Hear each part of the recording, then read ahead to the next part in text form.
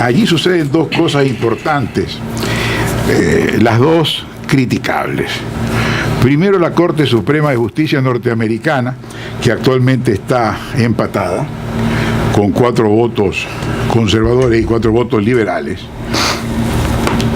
llámese pues republicanos y demócratas respectivamente, han decidido no aprobar el proyecto del señor Obama, señor presidente, que quería proteger a no menos de 5 millones de personas que carecen de documentos y que a consecuencia de este empate están en riesgo de ser en cualquier momento deportadas. Es una lástima. Al respecto, el presidente Obama, previendo este empate,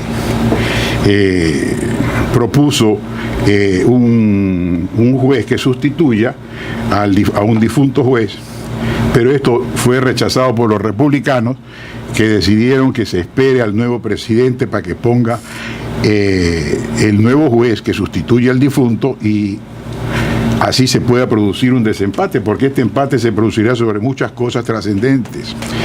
Quizás no debiera conocerse cosas trascendentes cuando se prevea este empate. El segundo asunto criticable es que el Senado norteamericano, de quien se espera una conducta distinta que la asamblea multitudinaria de lo que aquí llamamos diputados,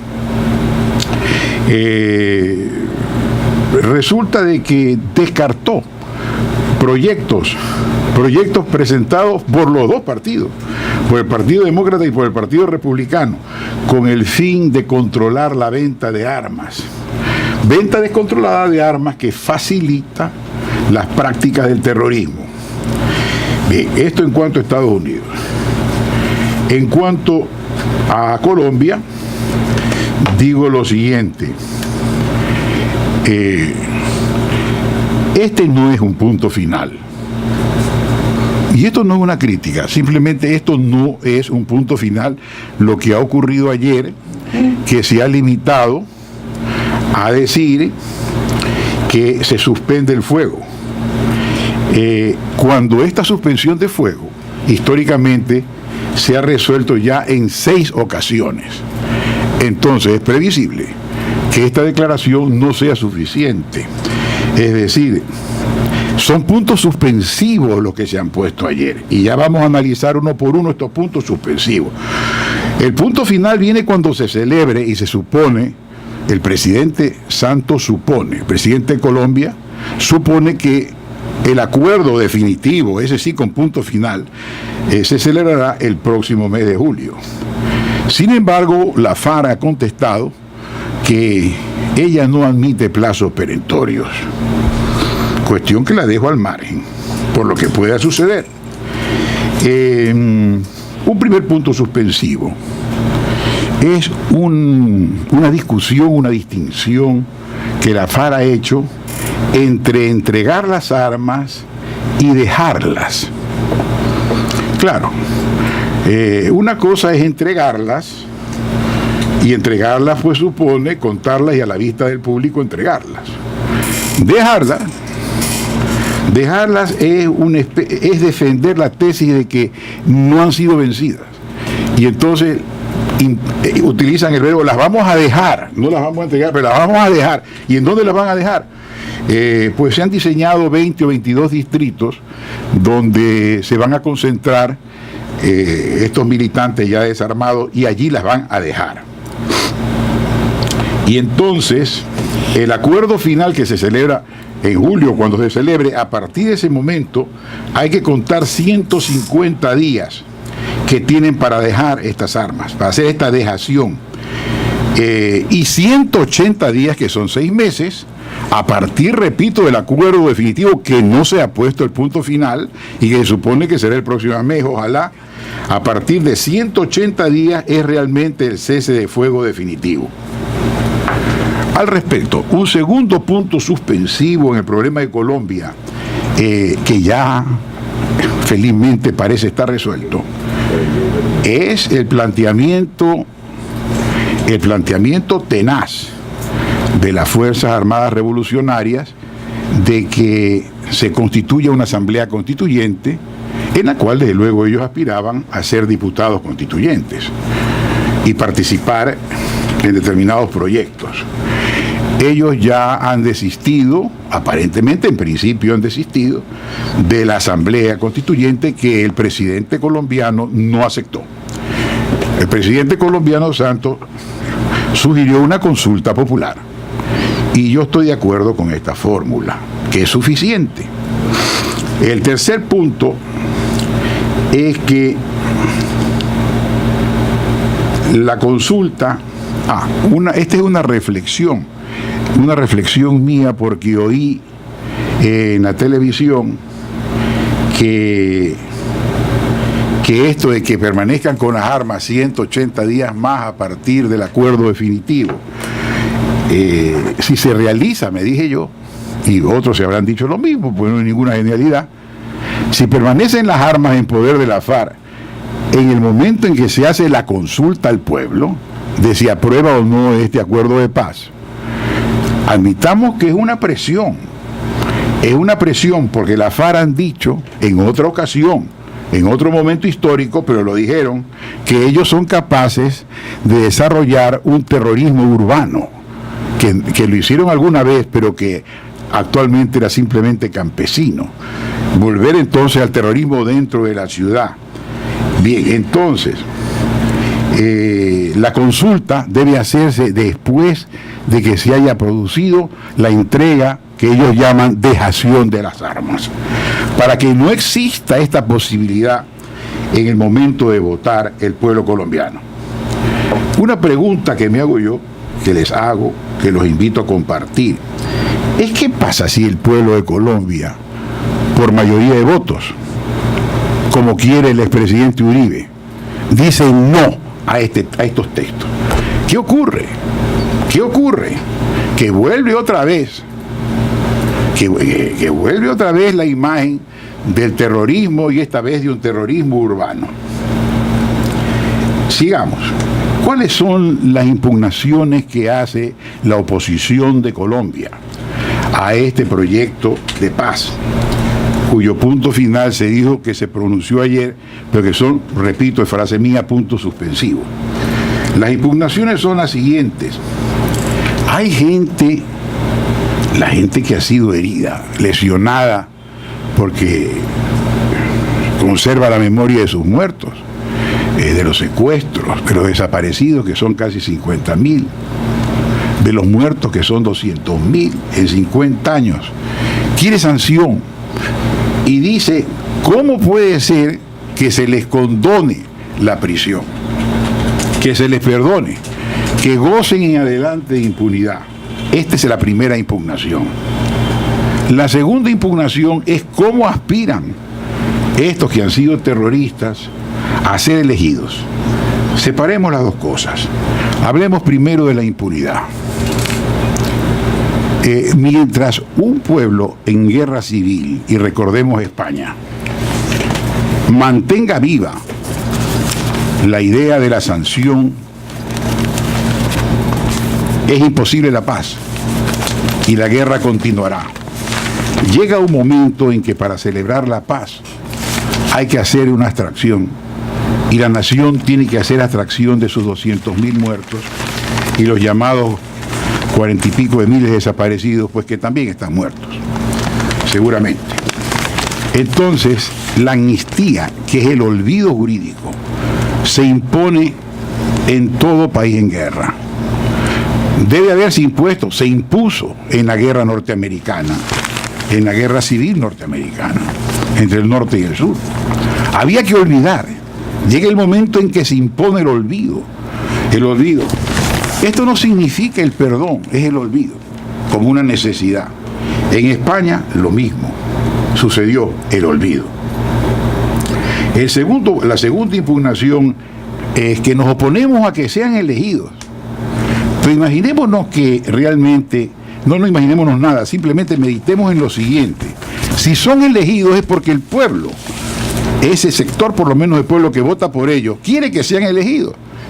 Y entonces en esta forma la elección popular, a pesar de que sabe también que fueron terroristas, al elegirlos sanea esta elección y debemos olvidar.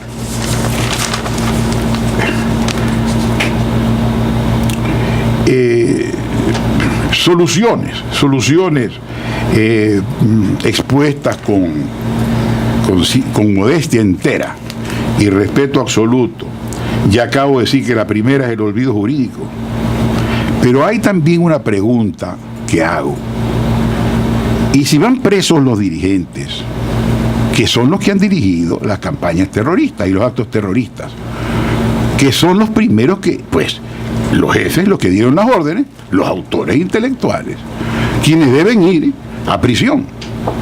Pero si van presos los dirigentes, ¿quién firma responsablemente el tratado que hay que firmar a nombre del ejército rebelde? ¿Quién firma? Y son ellos los que tienen que firmar. Y no van a firmar si saben que después de firmar van a ir a la cárcel. En consecuencia, el olvido lamentablemente tiene que abarcarlos a ellos, porque el tratado, la única forma de firmar es con los responsables de ese ejército. Olvidar. La nación tiene que olvidar, como lo hizo Estados Unidos, como lo hizo España y las naciones donde han tenido que sufrir la guerra civil. Pasemos a un tercer punto.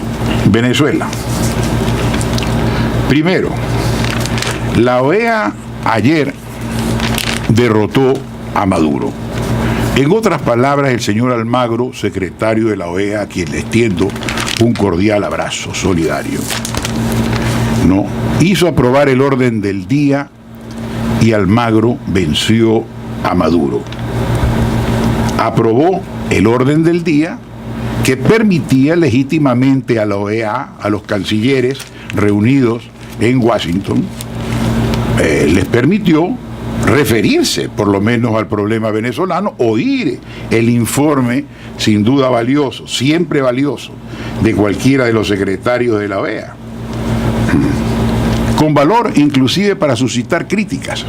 Pero no podemos decir que el informe de un secretario de un organismo continental sea per se, es decir, por sí mismo, necesariamente inválido. En esta circunstancia se pregunta, ¿y qué significa esto? Bueno, pero es que no se votó. Eso no importa que no se haya votado, porque el hecho de que se haya aprobado el orden del día y se haya entrado a conocer la situación venezolana permite a cualquiera de los estados pedir una nueva sesión para continuar analizando la circunstancia o situación jurídica de Venezuela. Segundo punto. En estas circunstancias aparece este organismo, UNASUR, con sede en Quito y monumento a Kirchner, que constituye realmente, no obstante su buena fe, del señor Samper, que es el secretario general, es presidente de Colombia, la necesidad de que proponer un diálogo en Venezuela. Esto es una necedad que también viene proponiendo ese conjunto de presidentes integrado por el expresidente de España, el señor Zapatero, que propone el diálogo. Es que hay que decir categóricamente que ya no hay diálogo en Venezuela, pues. Si sabemos que está en trámite y está decidido un proceso de revocatoria del mandato, ¿cómo se puede decir que puede haber posibilidad de diálogo cuando hay la manifestación expresa de la oposición es de separar al presidente del gobierno? Y que no es ninguna víctima, porque es él el que suscita con sus actos desmedidos y precipita el pedido de revocatoria del mandato. Cabe aclarar al respecto que el señor Maduro, alentado por lo que se hizo injustamente con una distinguida miembro de la oposición venezolana, que en una reunión de la internacional ocupó el sitio de Panamá, que Panamá le cedió para que ella hablara como elemento de la oposición y luego la despojó de su título de diputado, ahora presenta una nueva tesis Una nueva tesis que conviene analizar. En principio, en un Estado ordenado, en un Estado que respeta la Constitución, cierto es lo que dice Maduro cuando se respeta la Constitución, si es que él la respetara, que solo el jefe de Estado, es decir, el presidente de la República, puede pedirle a la OEA o a la ONU algo, porque él, el presidente, es el único representante de la República.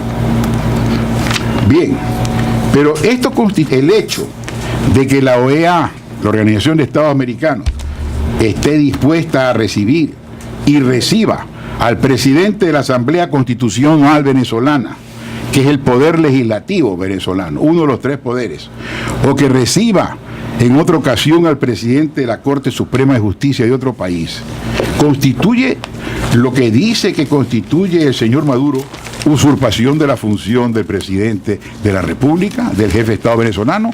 La respuesta es no, porque ellos comparecen no a nombre de Venezuela en este caso, sino que el presidente de la Asamblea, el señor Ramos, comparece o comparecería es a nombre de la Asamblea Legislativa, es decir, del Poder Legislativo. Y llamada a la OEA a estudiar la circunstancia de Venezuela, es racional que, viviendo una dictadura, pues no esperen que el dictador acuda a la OEA y que oigan, solamente oigan, y como presidente de la Asamblea, no como representante de Venezuela, al señor presidente de la Asamblea. No hay entonces ni habrá usurpación ni traición, y estas son especulaciones bastardas. Otro punto. Cabe citar que tenemos en este momento un código. Bienvenidos todos, vienen personas en este momento. Punto de orden. Una asambleísta, Mónica Brito. Muy buenos días. El artículo 20 de la Carta Interamericana autoriza a discutir la situación de un país cuando se ha alterado el orden constitucional. Esto es para que entiendan ustedes que no estamos los países ni las democracias como dados sin suerte, frase del poeta Ángel Buesa. Y mi amor rodó por la sombra como dado sin suerte, dice él. Y los países no estamos rodando en las sombras como dados sin suerte, sino que tenemos un código interamericano cuyo artículo 20 autoriza a la Asamblea de la OEA a estudiar la situación de un país donde se haya alterado el orden constitucional. Pregunta, ¿se ha alterado en Venezuela? Claro. Por supuesto, esto es evidente, manifiesto, reiterado, de modo que no tiene nada de extraño que, sin perseguir, sancionar a Venezuela. Porque esto, y lo vuelvo a decir, ya lo dije, que el hecho de que, en último término, se excluya como se hizo con Honduras hace poco, y como se hizo con Paraguay también, de excluir esos países transitoriamente como resultado de la investigación, yo no lo quiero, ni se ha propuesto. Lo que se ha propuesto es que se hagan un estudio de la situación venezolana para que la OEA, por ejemplo, haga una recomendación válida en el sentido de que sí se produzca dentro de este año el proceso de revocatoria del mandato. Porque el dictador venezolano ha dicho, sí, lo harán, pero lo harán el próximo año, cuando a mí ya no me puedan votar. Y esa es una forma baja de interpretar una norma constitucional. No es una forma, retiro la palabra baja, es una forma negativa de interpretar. La interpretación también tiene sus reglas. Se interpreta en función de que la norma existente siga viva. Una interpretación que sirve para anular una norma o dejarla en suspenso es una interpretación inaceptable. Y esto de decir, sí, yo reconozco el derecho a que me revoquen cuando yo me haya ido, es una forma de dejar sin efecto la revocatoria del mandato. Entonces, eso es un disparate. El proceso revocatorio ya está, quiere hacerlo Maduro en el año 2017. Entonces hemos estudiado Estados Unidos, Colombia, Venezuela, ofreciendo soluciones, y ahora entramos en las cuestiones nacionales. Pero vamos a ir al corte y regresamos con el doctor Jaime. Esperen, por favor. Vamos. Por favor, no dislocar mi pensamiento con interrupciones. Es que me estoy olvidando, yo mismo me interrumpo. Me he olvidado de los 7 pasos que en concreto faltan y que trae uno los diarios y que vale la pena resumir en homenaje al pueblo de Colombia y también, pues por supuesto, al nuestro, que es lo mismo. Son 7 pasos lo que le faltan a Colombia, son 7 puntos suspensivos, porque yo he dicho que no es punto final, sino que son puntos suspensivos los que se pusieron ayer y enumerado y descompuesto más de uno. Entonces, en resumen, primero, falta la firma del acuerdo final. Segundo, falta la consulta popular. Tercero, si es que la gente aprueba la consulta, falta que el Congreso apruebe la ley que recoja el acuerdo final. Cuarto, falta que la Corte Constitucional de Colombia confirme el acuerdo final como un acuerdo entre comillas especial. Tiene que llamarse acuerdo especial porque es el único acuerdo, quinto punto suspensivo, que el presidente promulgue la ley que recoja el acuerdo final, y entonces tiene como acuerdo especial nivel constitucional o valor constitucional. No eran 7 pasos, sino 5. Quizás los otros 2 fueron las preguntas adicionales que yo hice después. Sobre Inglaterra, me olvidaba de Inglaterra, de la cual no puedo prescindir, pues se anunció ya en la madrugada que pongamos las cosas en orden, que una mayoría una mayoría mínima decidió el destino no de Inglaterra, sino del mundo, de la Comunidad Económica Europea y más allá, al separarse de la Comunidad Económica Europea. Algunos dirán, bueno, nos libramos del voto en contra de Inglaterra en relación con la aprobación de Europa del Tratado de Comercio. No, nadie se libra de una potencia mundial. Es decir, ellos continuarán teniendo una influencia decisiva. Es más, el acuerdo o la decisión de separarse de la Unión Europea no produce efecto al día siguiente.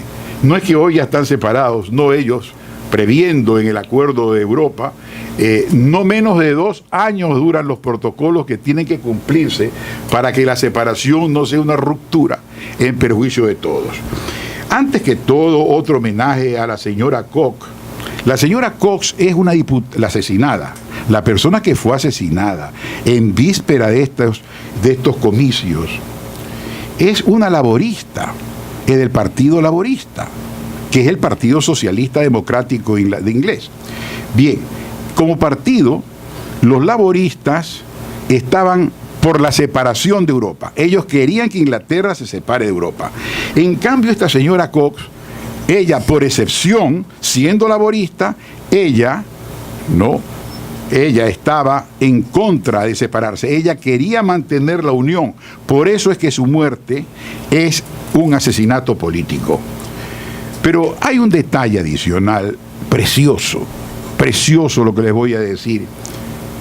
Ella vivía en una barca en el río Támesis con su esposo y con sus hijos. En estas viviendas que la hemos visto en las películas de China. Bien, también en el río Támesis existe, y en otros ríos seguramente, pero es que este es el caso preciso de ella. Ella, siendo tan importante, como no era una ladrona, ni aspiraba a ser ladrona en Inglaterra, que los ha habido y han sido condenados, ella, la señora Cox, la asesinada, vivía en una nave. Y ayer recorrió su marido con sus chiquitos el río, despidiéndose y anunciando lo que ella quiso, que no se separe Inglaterra. Hay algo que destacar, que esta consulta popular en Inglaterra no era indispensable, es simplemente una ocurrencia del señor Cameron, es una ocurrencia audaz y temeraria del señor Cameron. Acaba de renunciar o anunciar su renuncia. Decidió jugar con fuego. Y es que como le fue bien en relación con la consulta en Escocia, que era gravísima porque era la división del Reino Unido, resulta entonces que decide ir a una segunda consulta y esta vez la pierde.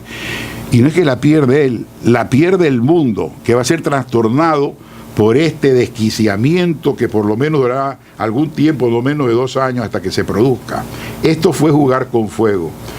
Pero hay un tercer punto que añado a consideración de ustedes. Esta consulta no solamente que fue innecesaria, sino que fue ilícita al ojo jurídico ecuatoriano. ¿Por qué digo al ojo jurídico ecuatoriano? Porque lo que tenemos en el Ecuador son grandes abogados. Y entonces ya los abogados ecuatorianos en la Constitución X, que creo que fue la de 1988, declararon que no se puede consultar al pueblo. Jamás se les puede consultar a un pueblo un asunto técnico, en forma precisa, un asunto económico.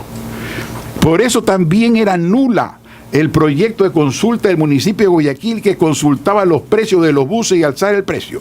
No se puede, no se debe, carece de ética porque el pueblo no conoce la ciencia económica y no puede decidir cuestiones económicas. Esto es el error de Cameron. Definitivamente una persona que alguien dijo, esto no es frase mía, ahora mañana, que sin duda él no tendrá una estatua para la posteridad. Otra frase que la puse en Twitter a primera hora es esta y que resume mucho. La frase, tiene 4 palabras, como las mías, que son pocas pero contundentes. La frase es: Inglaterra así duplica su aislamiento. Ya es una isla, pues, es una isla insuperablemente geográfica. Ya en la isla es un aislamiento, se llama isla. Pues ahora pasa a ser una isla jurídica, una isla económica, y todos van a experimentar daño. Esto sobre el asunto de Colombia están resumidos los pasos. Sobre el asunto de Inglaterra no podíamos dejarlo de mencionar. Ahora paso, sí, rápidamente al asunto del problema ecuatoriano. En el área nacional, y son cosas aparentemente migajas de noticias que yo les encuentro sentido, pues no vengo aquí a repetir los titulares, sino a descubrir originalmente qué es lo que vale la pena remarcar y que parece desapercibido. Por ejemplo, aquello de que ya Inglaterra aparentemente no se puede oponer a nuestro acuerdo con Europa. No, sí se puede oponer, ya está todo aclarado, pero hay otras cosas dignas de mencionarse. En el asunto del poder, en el apunto del poder legislativo, porque me gusta analizarlo por poderes, no por personas. Esta es una forma elegante de criticar, es hablar. Cuando se critica al presidente, hablar del poder ejecutivo, del poder legislativo, del poder judicial. ¿Qué hay en el poder legislativo? Que se ha observado que han presentado un proyecto de ley que te va a impresionar. En letra chiquita, en una columna de no más de 10 o 15 centímetros por una columna, uno de los diarios dice que se ha presentado un proyecto de ley que la han llamado Ley de Parto Humanizado. Esto es fascinante. Inmediatamente yo me alarmé. Ley de Parto Humanizado es una cosa ya filosófica. Y entonces, ¿en qué consiste esto? Han observado que en el Ecuador el 60% de los nacimientos se hacen con cesárea. Y en consecuencia, no nos olvidemos que unos se hacen por necesidad, pero otros se hacen porque la madre ha decidido no soportar los dolores por A, B, C, B, o por estética. Y no podemos quitarle ese derecho. O por estética también. O por estética. Bueno, aquí se le ha ocurrido a uno de estos genios, porque ahí tenemos unos genios, ¿no? Genios la pregunta es si son genios de la maldad, ¿no? Esto hay que hacerlo por los genios de distintas clases, así como hay diablos de un solo cuerno, diablos de 3 rabos, hay una serie de cosas que hay que mencionar. Sigamos. Pero digo, aprovechando que está la asambleísta Mónica Brito con nosotros. Sí, no aprovechemos nada porque me quitas tiempo. No, pero es que es importante conocer el criterio que por qué han hecho esta ley. Es que ella quizás no lo conoce, déjala para el final. Pues. ¿Sí la conoce o no? Estamos precisamente contribuyendo con socializar con la ciudadanía la ley de parto humanizado, bueno, yo la rechazo terminantemente por nuestra compañera Gabriela Rivadeneira. Yo la admiro a la señora Rivadeneira y la ¿Pero por qué la rechaza? Aquí va. A ver. Es que no dice por qué la rechaza, pero sigo leyendo los pocos apuntes. Sí dice, hay una argucia, que no es un argumento. Argucia es un hecho que es discutible presentado como argumento. Eso es argucia. No, dice, disminuir la práctica de las cesáreas porque el 60% de los partos se hacen mediante el aborto. Para defender, aquí viene la argucia, para defender los derechos de las madres Así en forma general, sin explicar cómo se defiende y por qué es que se afectan los derechos de las madres con el paro. Y además el derecho de los recién nacidos.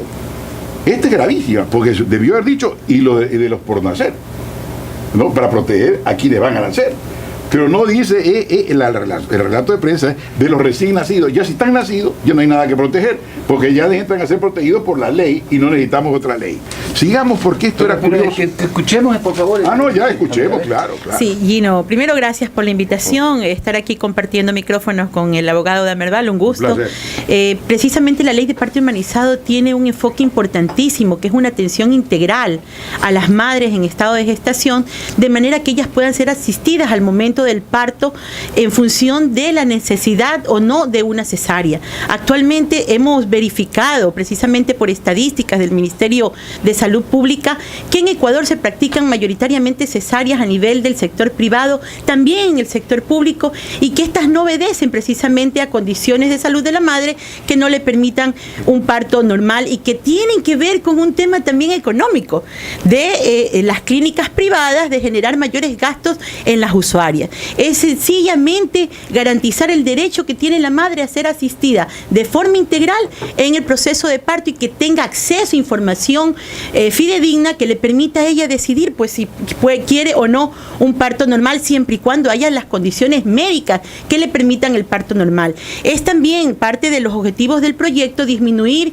las violencias relacionadas con la atención ginecológica a las usuarias, quienes muchas veces no están informadas al momento de dar a luz de las condiciones de su bebé, no se les permite el ser asistidas por familiares, no se les permite elegir la forma de parto en las que ellas quieren traer al mundo a sus niños. Actualmente el Ministerio de Salud está implementando una serie de salas que permitan recuperar saberes ancestrales con respecto al parto, ¿no? Que garanticen una mejor salud tanto de la madre después del parto como del niño, y los temas relacionados con la afectividad también de la madre con el niño al momento del parto.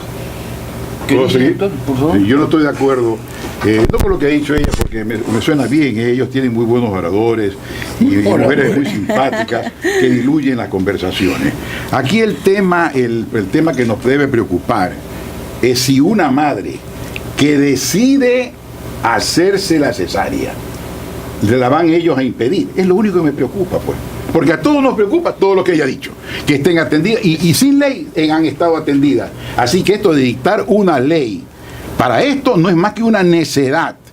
No, cada mujer tiene su médico, hay maternidades oficiales que son ejemplares, por lo menos en la provincia del Guayas. No, entonces, si una madre quiere que le hagan la cesárea porque es que no quiere sufrir el dolor o por cuestiones estéticas, allá van, porque es que allá van. Y ya lo iremos decir algo. Una cosa graciosa para disminuir la tensión. Yo una vez estuve en la maternidad y tuve la oportunidad, no en un caso familiar mío, sino en un caso ajeno, de oír como una mujer que nunca, amiga mía, que jamás había dicho una mala palabra, pronunciar malas palabras espantosas en el momento del parto. Entonces el dolor debe ser terrible. Pero es que aquí viene y a veces hay un desafío que hacen las mujeres a los hombres. Jaime. Y tú que eres herido de guerra. Bueno, yo sufrí más en el parto. Son frasecitas, Jaime, que se recogen en la historia. Aquí hay un tema. Sí, dime. Si desde el punto de vista privado la mujer quiere optar por una cesárea, también que se lo haga porque lo paga ella, pero desde el punto de vista del sector público, la cesárea debe ser una cuestión de que así lo decida el médico, claro, no que lo decida la madre. En eso el Estado tiene que tutelar los recursos públicos. Sí, porque estaría gastando más en coser. Creo que la ley tiene ese llamamiento a juicio plenario, implica ya la conlleva la suspensión de los derechos civiles. Pero hay una cosa más importante que eso, y es el hecho de que esta asamblea no ha dado a luz cuando le ha dado la gana.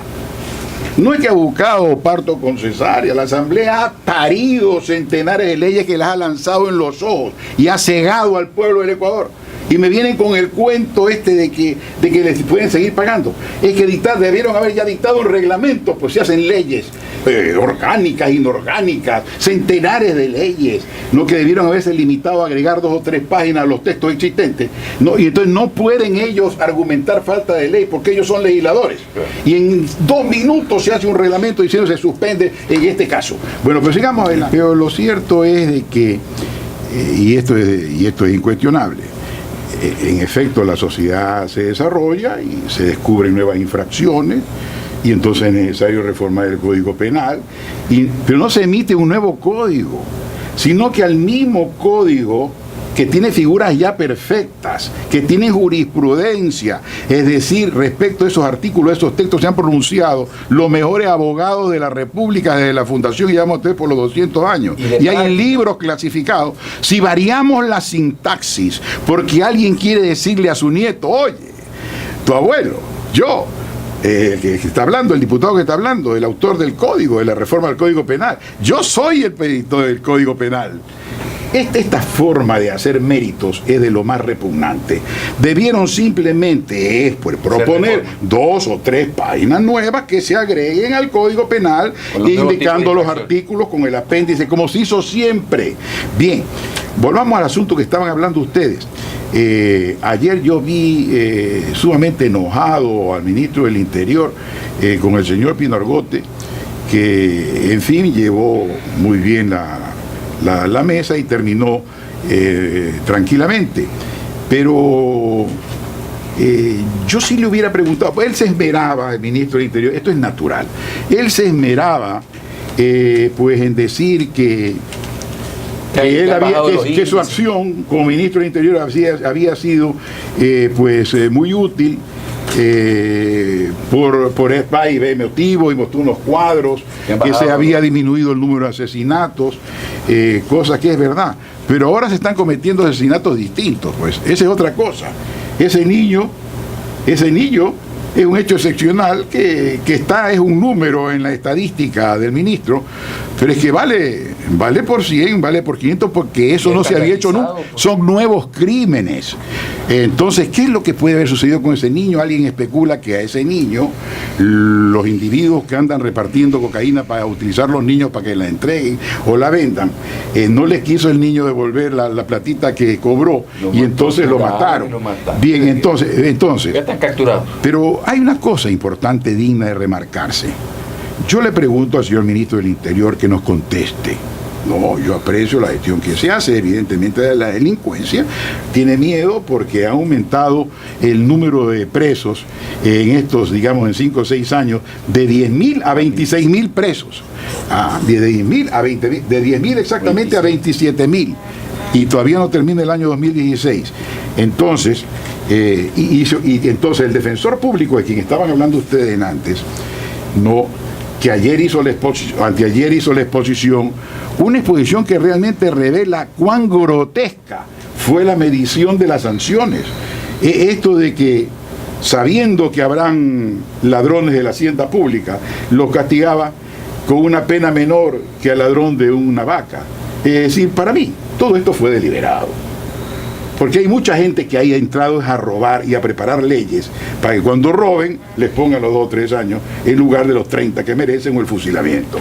Esta última lo digo para dramatizar, en una evocación muy sencilla de uno de los hombres más extraordinarios que hemos tenido, pero que realmente era un perverso, que era el doctor Gabriel García Moreno. Pero en ese momento se fundaba la República y eso era tolerable. Pero preguntémosle si ese es el espíritu del legislador, como lo manifiesta el doctor. No, pero perdón, que yo no he venido aquí a discutir, Jorge. No, pero es que me está faltando un elogio y nadie hace elogio en el país, por eso está podrido.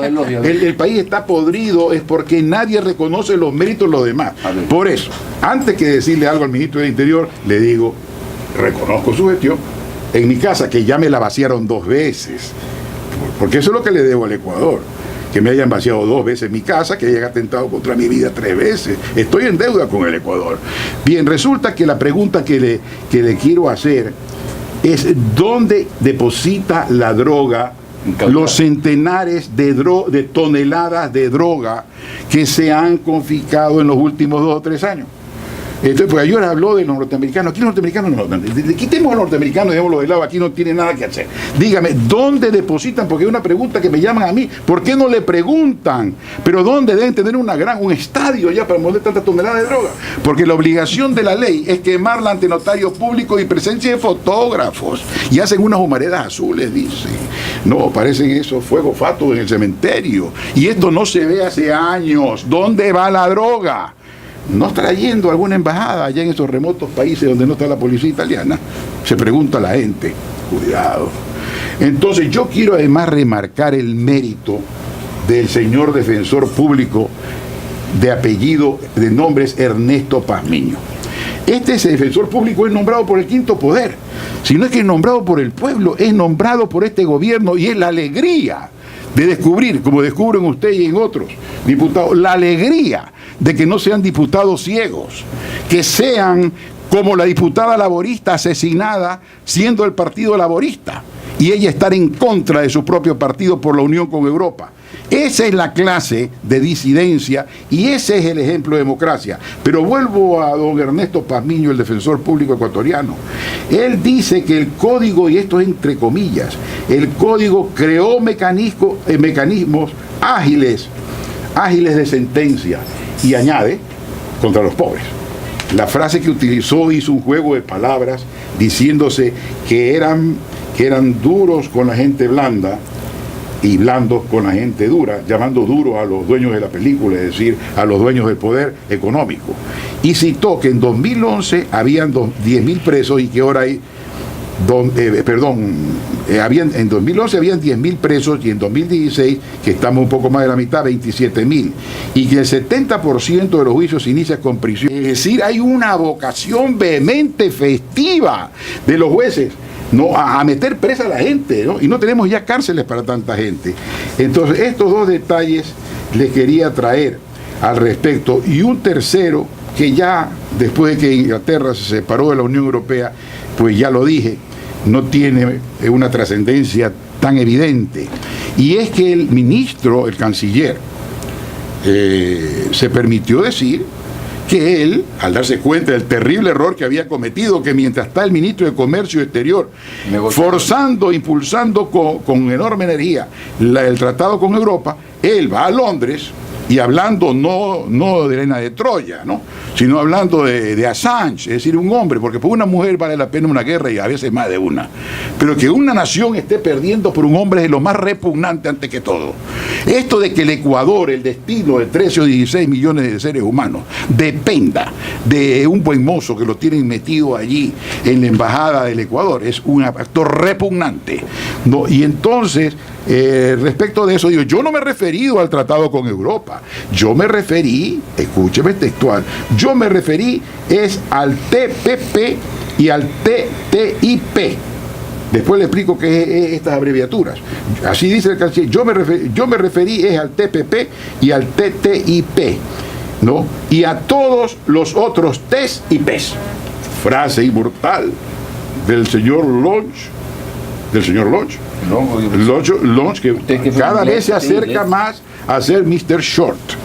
Entonces, la idea es de que eso es lo que dijo. Y ahora explico por qué. El TPP es el Tratado de Europa con Estados Unidos y el TTIP es el Tratado del Pacífico. Respecto al Tratado del Pacífico, anticipo, yo no estoy precisamente de acuerdo porque estoy leyendo y hay críticas severas al respecto. Ya hablaremos de eso en otra ocasión.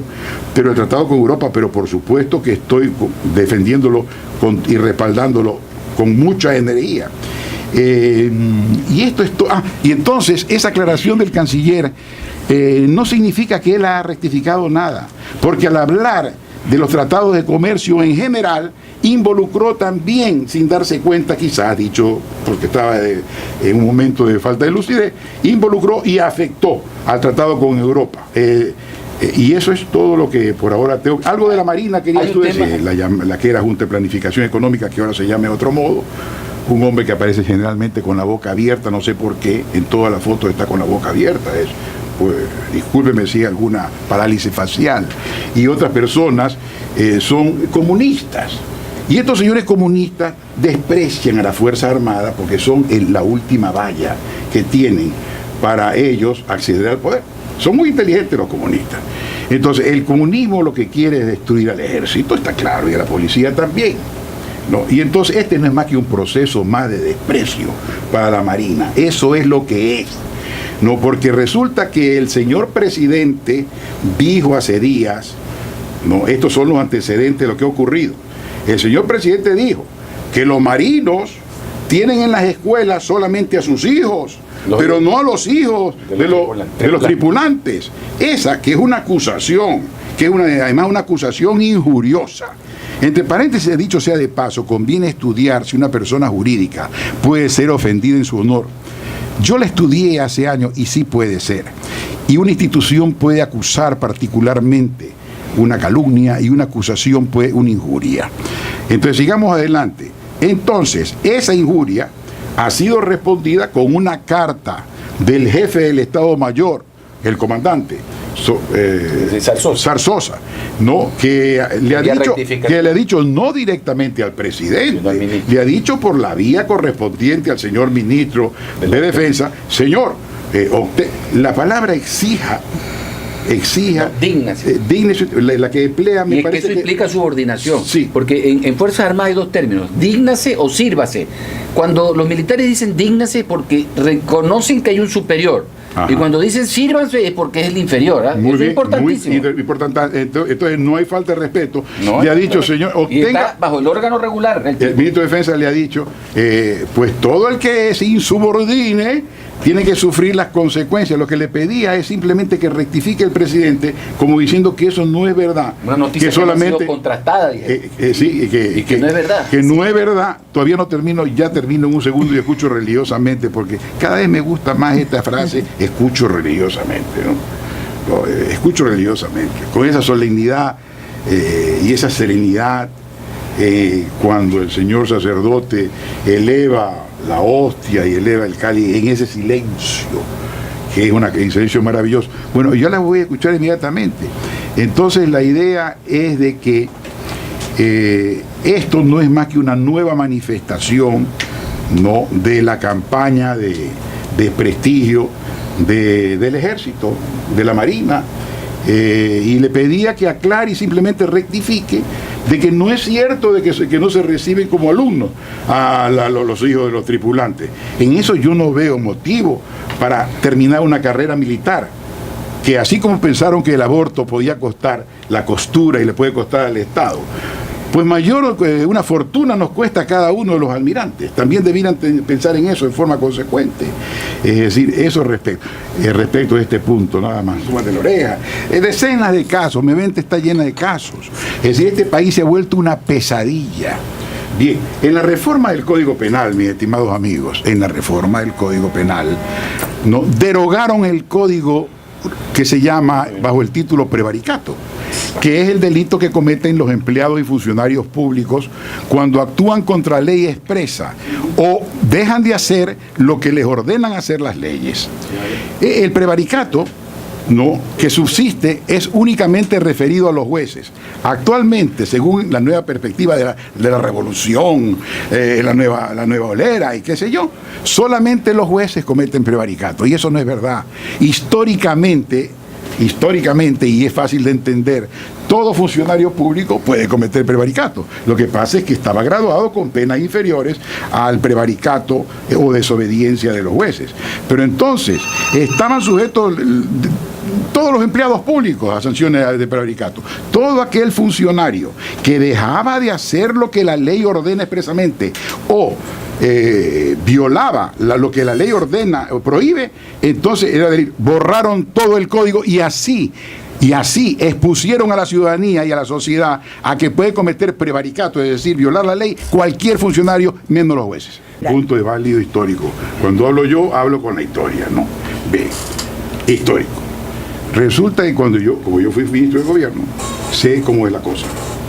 Y entonces yo me opuse a la policía privada de Guayaquil, porque es una forma de facultar a que determinados líderes no solamente busquen militantes, sino que forjen cuerpos de policía. Los paramilitares nos den la paliza a cualquiera de nosotros. Ya. Eso ya no se discute, no puede haber guardias privadas en la forma que querían hacerlo. Pero entonces allí yo, en un momento dado, yo fui el que pedí y ordené que al lado de cada policía, durante 2 o 3 meses, esté un soldado. Y luego y en los carros iba un soldado con un policía, y tuvimos en determinado momento la colaboración del municipio de Guayaquil, iban en camionetas también del municipio. Fue un éxito. Pero eso que se debe mantener es solamente excepcionalmente en los casos de emergencia. Ahora, entonces allí me informé de algo que usted no sabe y que yo tampoco sabía. Y entonces me dijeron, señor ministro, es que resulta que el soldado es un peligro para la ciudadanía si es que se ocupa labores policiales. Porque el soldado, a diferencia del policía, el policía se educa, dispara por excepción. Eso se le instruye al policía, lo lleva como un sello en la frente. El policía, tú no disparas nunca, sino por excepción. En cambio, al soldado se lo educa, dispara siempre. Y no deje de disparar sino por excepción. Entonces son dos cuerpos culturalmente identificados, en forma distinta, contrastantes, y el riesgo está entonces que por eso, por ejemplo, en el momento en que se un estado de emergencia se ordene, no un estado de emergencia, un día cualquiera, se ordene invadir allí, pues se supone que allí hay estupefacientes, entren los soldados y se les escape, no es que se les escape, porque están, la orden de ellos, de la mente de ellos es disparar, entrenado. Y cualquier movimiento en medianoche, disparar. Entonces, este es el riesgo que existe, de modo que esto no es un capricho. Segundo dato histórico. Estaba viendo yo la televisión cuando llegaba, es una de las primeras veces que llegó el presidente Chávez, ¿no? Y entonces iba caminando el presidente Chávez junto con el señor Correa, que ya era presidente, y estaban pues la fuerza, el escolta esa que se hace, que recibe el cuerpo de ejército, que siempre recibe a los presidentes. Y entonces acá estaba un bloque de periodistas, más acá.